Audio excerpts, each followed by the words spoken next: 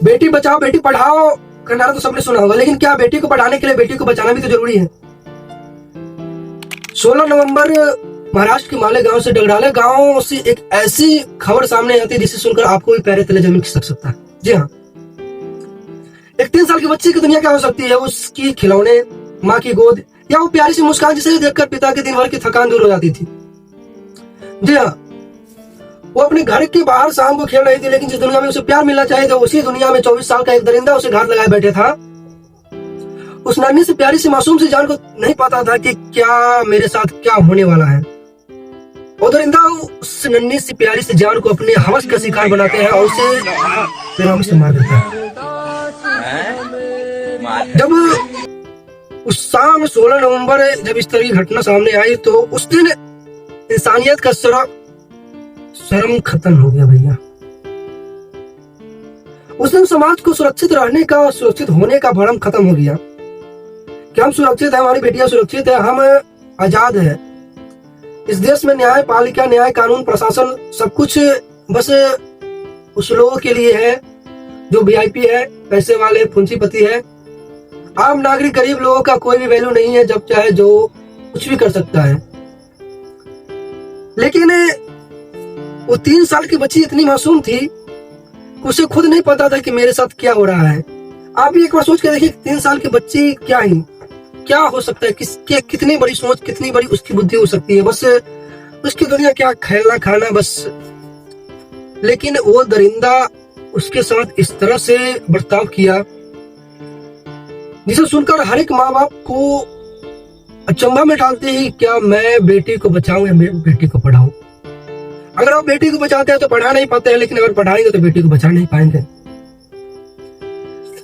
जब उस लड़की की बॉडी आई तो दृश्य देखने लायक नहीं था, और उसे देखे तो पत्थर भी रो पड़े। इस तरह से उसके साथ दरिंदगी की गई थी।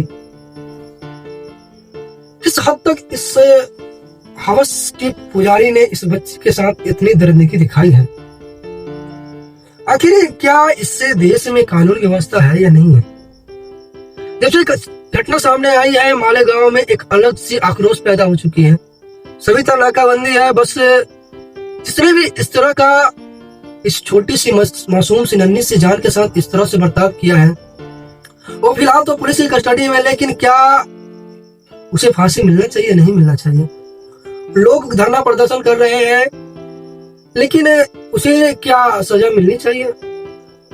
आप हर एक न्यूज को स्वीप कर देते हैं, लेकिन अगर आप एक बात सोचिए कि अगर ये घटना आपके घर में आपकी बच्ची, आपकी बहन, आपकी बेटी के साथ होती तो क्या आप भी इस तरह से इस वीडियो को स्वीप करते, इस तरह से चुप रहते? क्या आपको इस घटना के बाद आपको एक्टिव होने की जरूरत नहीं है?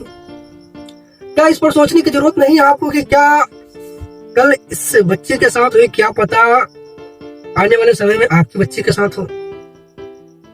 जब भी इस तरह की घटना आती है तो आदमी को अंदर से झकझोर के रख देता है, और यही हुआ है महाराष्ट्र के मालेगांव में।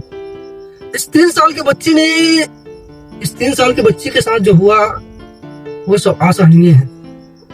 वो इस इंसानियत का नामो निशान खत्म कर देने वाली ये घटना है। लेकिन जब ऐसी घटना सामने आती है तब तो लोग बस स्टेटस लगाते हैं, बस इस तरह की। लेकिन इस तरह की जब भी खबर आए, जब भी बात आए, उससे पहले आपको एक्टिव रहना हो। क्या मैं जहाँ पे रहता हूँ वो सुरक्षित है? क्या मेरे बच्चे, मेरी बेटी पे किसी का नजर तो नहीं है? आपको इस चीज पर ध्यान देना होगा, नहीं तो इस प्यारी सी नन्ही की जान सी, एक भोली सी प्यारी सी नन्ही सी जान सी, इस तरह से इसके साथ घटना हुआ। खुदा ना खास्ता करे कभी भी किसी के साथ इस तरह की घटना हुई। और आप ये इसका दृश्य देखें, जब वो बॉडी आई तो आप देखकर दंग रह जाएं।